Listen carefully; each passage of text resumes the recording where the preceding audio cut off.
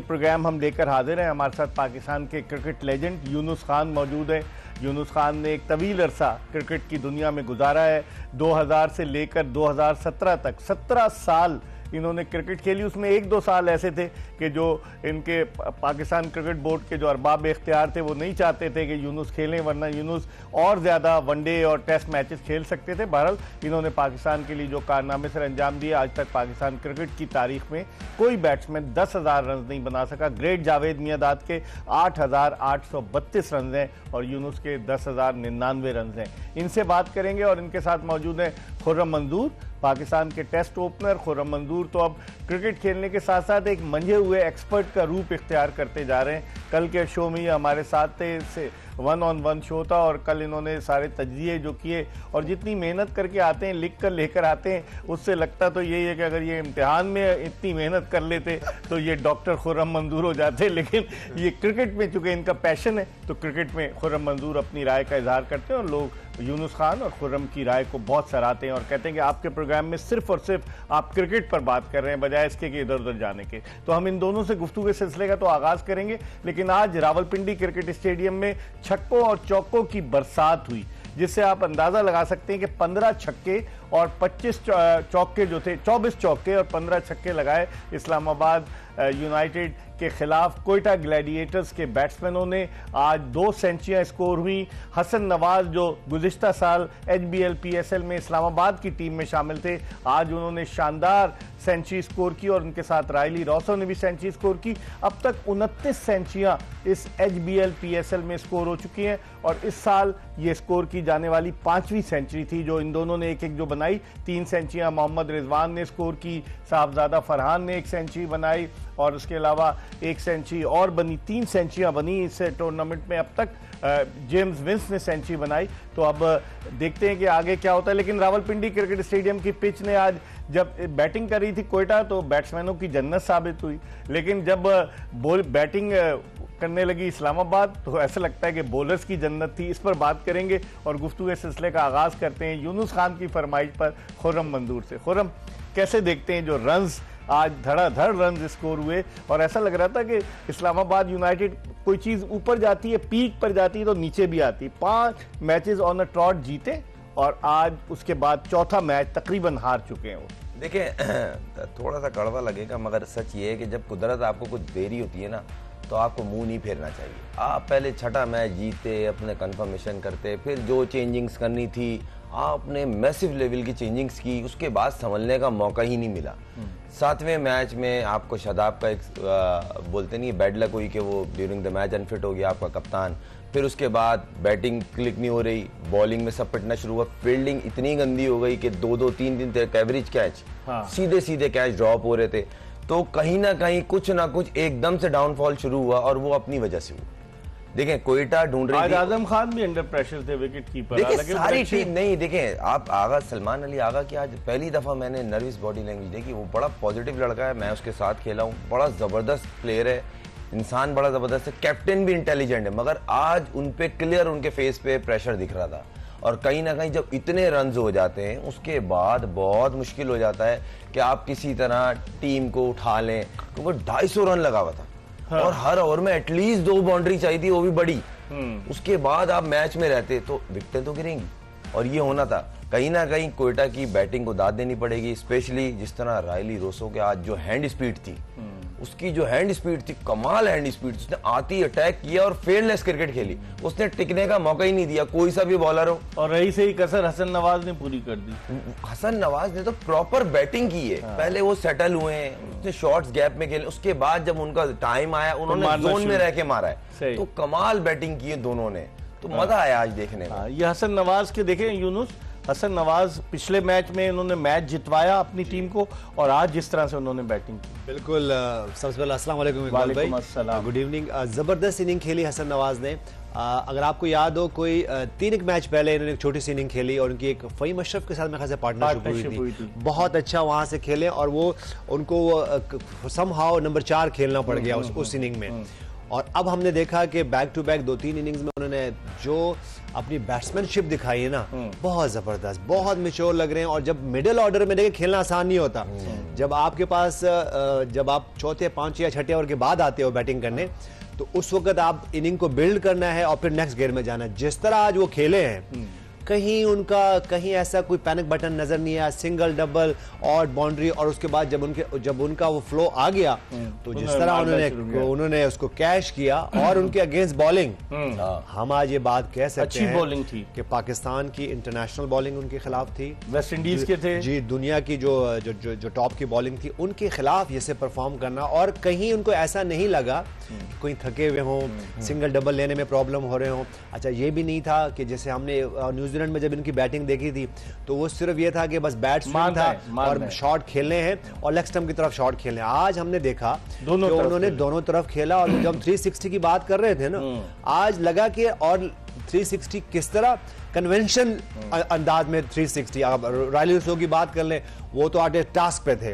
वो पहले बॉल से आए, उन्होंने पहला बॉल जो आगे जाके मिडल किया, वहां से ऑफ स्टंप से बाहर जाके क्रीज का यूज किया, बाहर आए, और उसके बाद उन्होंने मुख्तलिफ शॉट्स आजमाए, बीट भी होते रहे, लेकिन उन्होंने वो जो मोमेंटम ही बॉलर्स का सेट नहीं होने दिया। लेकिन हसन नवाज की जो इनिंग है वो हम इसलिए यहाँ पे बहुत ज्यादा उसको सराह रहे हैं, जब यंगस्टर आपका इस तरह की इनिंग खेलते हैं और खासतौर से बहुत सारे डबल सिंगल हो, फिर और बाउंड्रीज हो, और फिर जब आपके पास एक मौका हो कि आप इसको कैश कर सकें, तो उन्होंने कैश किया। बहुत जबरदस्त इनिंग उनकी, जितनी भी वो बात करते हैं ना कि जो उनकी स्किल पे बात करें, तो हमें यहाँ नजर आ रहा है कि एक जो हम इससे पहले बात कर रहे थे कि इंटरनेशनल मटेरियल, वो आज उनके नजर आया। खुर्रम, कैसे देखते हैं हसन नवाज चौथे नंबर पर बैटिंग करने के लिए? पिछले मैच में भी जिस तरह यूनुस कह रहे थे, basically he is an opener, और उसने जो सेंचुरी बनाई थी ईडन पार्क ऑकलैंड में 44 गेंदों पर एज एन ओपनर बनाई थी, वहाँ लोग कह रहे थे ग्राउंड छोटा था, वहाँ हिटें लग रही थी, लेकिन जो गुज़िश्ता मैच गद्दाफी स्टेडियम में जितवाया इन्होंने जिस अंदाज से, और फिर आज के मैच में जो बैटिंग की, समझते हैं कि with the passage of time वो मैच्योर हो रहे हैं, और फिर सर विवियन रिचर्ड्स का वहाँ होना ये भी एक रोल प्ले कर रहा है उनके लिए। देखिए, उस बंदे की सेलिब्रेशन देख के ना एनर्जी आती है, क्या खुश हो रहे थे वो हर शॉट पे, जैसे वेस्ट इंडीज की टीम जैसे वो खुद खेलने गए हो, अभी आउट होके आए हो, थे सेलिब्रेट हर बाउंड्री को, वो बाहर आ रहा है सबसे पहले उसको क्लैप करना, ताली, ये वो मेन जो चीज है ना, लोगों का काम है कहना, कुछ तो कहेंगे ना। अच्छा कर रहे हैं तब भी उसमें कीड़े निकल रहे हैं, बुरा कर रहे हैं तो है कीड़े। तो अच्छा कर ही रहे हैं ना, कोयटा ने जैसे नहीं, आपने जो सवाल किया ना हसन नवाज के लिए जो बोला जा रहा था, देखें जब उससे परफॉर्म नहीं हुई तब बात हुई उसकी बैटिंग टेक्निक पे, बैटिंग का तरीकेकार पे, उस पे क्रिटिसाइज नहीं हुआ। नया लड़का है, एकदम से आके नहीं होगा। 5 इनिंग्स में 3 सिफर थे उसके न्यूजीलैंड के, और उसने सेंचुरी की, और कहीं ना कहीं जिस तरह यूनुस भाई ने कहा ना, उस टाइम भी उनका मोमेंटम ज्यादा mid of toward between mid wicket, इसके बीच में हिटिंग जोन था, फिर एजेस भी लगे हो, मगर जिस तरह की उसने आखिरी 3 मैचेस में बैटिंग की है अभी PSL में, देखिए लड़का स्टेप बाय स्टेप ग्रूम कर रहा है, सीख रहा है, तो ये अप्रिशिएट करना है। जब उसने गलत किया उसको समझाने के लिए बोला भी गया, मगर अभी जरूरी है इस लड़के को बैक करना।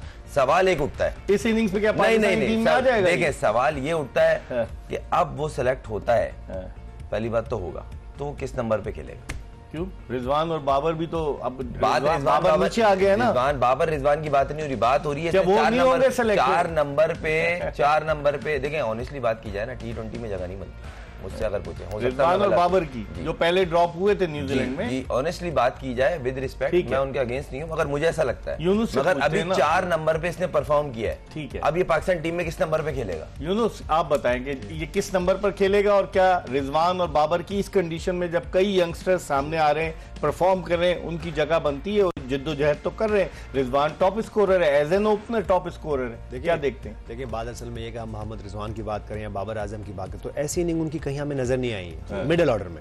अगर आप देखें तो अगर हसन नवाज की बात करें, एज ए ओपनर खेलते हैं, वो एक ओपनर बैटर हैं, लेकिन वो मिडिल ऑर्डर में खेले। इसी तरह हमने एक और बैटर की बात की, 2-3 इनिंग्स तो उन्होंने भी बहुत जबरदस्त है, इरफान खान नियाजी, हमने उनको भी देखा, मिडिल ऑर्डर का प्लेयर, उनको भी हमने देखा, वो लो ऑर्डर थे, लेकिन अब वो मिडिल ऑर्डर के बैटर बनते जा रहे हैं। उसकी वजह है कि देखिए लो ऑर्डर में ये कि आप जाएं 3 ओवर में जाके बस शॉट्स खेलते रहें, जो कि हम समद की बात कर रहे हैं कि समद को अभी भी उसी रोल में, इससे पहले इफ्तिखार थे, उससे पहले इवन नवाज को भी यही रोल दिया हुआ था। मेरे ख्याल से ये जो 2 बैटर्स हैं हमारे, हसन नवाज और इरफान खान नियाजी, इनको देखें लोअर ऑर्डर का बैटर नहीं बना है। देखिए लोअर ऑर्डर का बैटर आपके पास वो ऑलराउंडर तो हो सकता है, लेकिन जेन्युइन जो बैटर होता है ना, जिसका सिर्फ जॉब है बैटिंग करना और अच्छी फील्डिंग करना, इन दोनों को हमने देखा, इन दोनों यंगस्टर को, इरफान खान नियाजी की बात करूं, हसन नवाज की बात करूं, ये फील्डिंग भी अच्छी करते हैं, इनमें एनर्जी भी है और इनको हमने कहीं ना कहीं मिडिल ऑर्डर का बैटर बनाना है। अब क्वेश्चन ये आता है कि मोहम्मद रिजवान को कहाँ खेलना है और बाबर आजम को कहाँ। मैं खुद ये बात कह रहा हूँ कि हमने बहुत ज़्यादा इनकी परफॉर्मेंसेज इन दोनों बैटर्स की, इनको हमने जाने नहीं देना है। बहुत ज़्यादा इन्वेस्टमेंट हुई है और 4-5 साल की अगर बात करें तो जो पाकिस्तान की T20 की क्रिकेट है, बैटिंग है, वो 2 बैटर्स के इर्द गिर्द घूमती थी, मोहम्मद रिजवान और बाबर आजम। तो मैं फिर ये कह रहा हूँ कि उनको मिडिल ऑर्डर में खिलाएं, 1 नंबर 3 खेलें, 5-6 नंबर खेलें, लेकिन आपको उनको भी अपना स्टाइल अब चेंज करना है। जैसे ये दोनों यंग बैटर खेल रहे हैं कि जहां सिंगल डबल है वहां सिंगल डबल है, जहां पे आपको सिर्फ 4 रन लेने तो 4, जब आपको छक्के मारने हैं तो आपको जैसे इरफान खान नियाजी और हसन नवाज ने करके दिखाया कि 2-3-4 ओवर में 60 रन हुए हैं। इसी तरह पिछले मैच में जब कराची किंग्स जीती है तो वो जो उनकी इरफान खान नियाजी की जो एक इनिंग थी, जब उन्होंने आखिरी 3 ओवर में कोई मेरे ख्याल से 50+ रन थे, कुछ 60 रन थे, और उन्होंने चेस कर लिया। तो आपको एक ऐसा बैटर बनना है जो कि आपको हर फेज में खेलना आता हो। हसन नवाज की अच्छी ये बात है, अगर हम कंपेयर करें इरफान खान नियाजी से, तो क्योंकि वो लोअर ऑर्डर से मिडिल में आए हैं, लेकिन इनका ही हमने ये देखा है कि ये बिल्कुल टॉप से मिडिल में आए हैं। तो और हमने देखा कि इनकी एडजस्टमेंट भी बड़ी अच्छी है और 2-3 इनिंग तो उन्होंने इतने मैच्योर खेले कि कोई वरी नहीं हो जाके सिंगल डबल करें और उसके बाद फिर नेक्स्ट गेयर में जा रहे हैं। तो ये एक अच्छे बैटर के साइन है। लेकिन खुरम, जिस तरह यूनुस कह रहे हैं कि बाबर को और रिजवान को अब मिडिल ऑर्डर में आना चाहिए, वो दोनों तो इंसिस्ट कर रहे थे। जो कराची किंग्स के मालिक ने कहा कि बाबर तो कहते थे मैं ओपन करूंगा, फिर रिजवान, जब शाहीन शाह अफरीदी कप्तान थे, रिजवान ने प्रेस कॉन्फ्रेंस में इस बात का इजहार किया कि मैं इनिंग्स ओपन करूंगा। और फिर उसके बाद क्या हुआ, क्या अपनी मर्जी के मुताबिक ये दोनों ऊपर ही जाएंगे या फिर क्रिकेट बोर्ड को, कोच को, कप्तान को कोई डिसीजन लेना होगा इस हवाले से? देखें, रियलिस्टिक बात ये, स्टेप जब तक नहीं लेंगे बेटरमेंट नहीं है। तसल्लियां देते रहे 6 साल से। दोनों की सर्विसेज तो है ना पाकिस्तान। सर्विसेज में इवेंट कितने जीते हैं मुझे आप बताएं ना। क्या मैं तो प्रैक्टिकली बात करता हूँ, 50 की average, world number 1, world number 3, ये मैटर नहीं करती। वर्ल्ड कप जीते, एशिया कप जीते, चैंपियंस ट्रॉफी जीते, फाइनल में पहुंचे वर्ल्ड कप के। जीतना होता है, कप लेके आना। मैं ये नहीं बोल रहा ये बुरे प्लेयर हैं, मगर आपकी परफॉर्मेंसेस से पाकिस्तान क्रिकेट डैमेज हुई है। अच्छा, कितने ओपनर्स जो हैं वो स्ट्रगल करते करते पीछे चले गए, मिडिल ऑर्डर बनने नहीं पड़ा। आप लोगों की वजह से नीचे लोअर ऑर्डर पे बैट्समैन सेक्रीफाई करके आने लगे कि मुझे अब ऊपर 150 का स्ट्राइक रेट वाला चाहिए। आप मुझे बताएं ना कितने प्लेयर, मैं उनके अगेंस्ट नहीं हूँ, मैं ये बोल रहा हूँ अब वो जो बात कर रहे हैं यूनुस भाई, ये दोनों खेलेंगे नीचे, पॉसिबल ही नहीं है। मैं यूनुस आपकी क्या रहा है इस सवाल? देखिए बात असल में अभी जो हमने आपने बात की ना कि किसने बात की कि ये ओपनिंग के बगैर जाना नहीं चाहते थे, किसने बात की? ये कराची किंग्स के मालिक ने, सलमान इकबाल। हाँ। तो ये जब वो चले गए तब बात कर रहे हैं? नहीं, वो उस वक्त वो तैयार नहीं हुए, इसलिए उनको छोड़ना पड़ा। एक बात दरअसल में ये है, ये तो देखें, ये तो बहुत पुराना मंतक आ रही है कि वो जब चले जाते हैं तो फिर वो यूं करते, जब आप थे उसको एड्रेस करते ना, जब आपके पास थे, आपके कैप्टन थे, आप उनको कन्विंस करते और आप बोलते कि नहीं जी आप ओपनर नहीं जाए, नंबर 3 या नंबर 4 जाए। ये तो देखो, मैं अब यहाँ से उठ के चला जाऊंगा आपके शो में, फिर आप बाद में बोलेंगे यूनुस खान हमें बोलने नहीं देता, या मैं कहूँगा इकबाल मिर्जा इकबाल साहब मुझे बोलने, या खुर्रम मंजूर की, ये तो बात की बात है ना। अभी मुझे कोई भी आपसे कोई कॉन्फ्लिक्ट है तो मैं ऑन एयर भी आपको बोल दूं। तो आप कहते हैं उनकी गलती थी, उन्होंने नहीं उनकी थी, उनको उस वक्त एड्रेस करना चाहिए था और उनको कन्विंस करना चाहिए था। लेकिन आप में इतने गर्ड्स होने चाहिए कि आप कन्विंस कर सको। अभी आप देखें ना कि अभी हमने जो ये सिनेरियो देखा, हम यहाँ बार बार बात कर रहे हैं कि अभी अगर बाबर आजम नंबर 3 खेलने आए ना तो हुए ना कन्विंस वो, चाहे वो खुद से उन्होंने रियलाइज किया, ठीक है। और बाद असल में मैं फिर ये बात कह रहा हूँ, अगर आप नेशनल टीम से नहीं खेलोगे, 1-2 साल बाहर बैठोगे, तो फिर आपको अंदाजा हो जाएगा कि भाई ये प्रॉब्लम्स हैं। लेकिन टीम आपकी फर्स्ट है, आपकी नेशन फर्स्ट है, और उसके बाद आपने आपको मर्ज करें। लेकिन हसन नवाज ने भी तो मर्ज किया ना। आप शुरू की जब उनकी इनिंग्स देख ले 7, 8, 9 नंबर पे खेले, उसके बाद उनको जैसे एक इनिंग मिली उन्होंने 30-35 रन किए, फिर अगली इनिंग मिली 40 रन किए, फिर अगली इनिंग में मैच जिता दिया और आज उन्होंने 100 कर दिया। जो बड़ा बैटर होता है, जो स्ट्रॉन्ग कैरेक्टर, जो अच्छा प्लेयर होगा, उसके लिए नंबर्स मैटर नहीं करते। लेकिन मैं फिर बार बार कह रहा हूं कि बाबर आजम जब उन्होंने क्रिकेट अपनी शुरू की है, मिडिल ऑर्डर ठीक है। मोहम्मद रिजवान ने जब शुरू की मिडिल ऑर्डर में, ठीक है, ओपनर तो बाद में उनको एक चांस जरूर दें ये चाहिए कि कल कला को ये ना हो जो हम यहाँ बैठ के बात करेंगे 50-50 रन की एवरेजेस है, उनको मिडिल ऑर्डर में खिलाएं। अगर वो अपना गेम को एनहांस नहीं करते तो फिर और उस फेज के हिसाब से आपको मैच नहीं करते तो फिर वो गेम ड्रॉप होते। मैं फिर कहता हूं कि बाबर आजम और मोहम्मद रिजवान जो टीम में होने चाहिए। ठीक है, इस पर हम मजीद बात करेंगे। अभी जो स्कोर है 9 विकेटें गिर चुकी हैं, 126 रन 9 विकेटों के नुकसान पर 264 रन के हदफ के ताक़ुब में इस्लामाबाद यूनाइटेड की बैटिंग लाइनअप आज बिल्कुल रेत की दीवार साबित हुई है। धड़ाधड़ विकेटें गिरती रही हैं और इस वक्त भी सूरत हाल यही है। 18वें ओवर का खेल जारी है, 2 ओवर और बाकी हैं। हम एक ब्रेक की तरफ बढ़ रहे हैं ये बताते हुए कि Clearmen and Surf Excel presents Josh Jaga De, powered by Telenor 4G and Hero detergents. Break के बाद यूनुस खान और खुर्रम मंजूर के साथ दोबारा आपकी खिदमत में हाजिर होंगे। कहीं जाएगा नहीं, stay tune to Express news.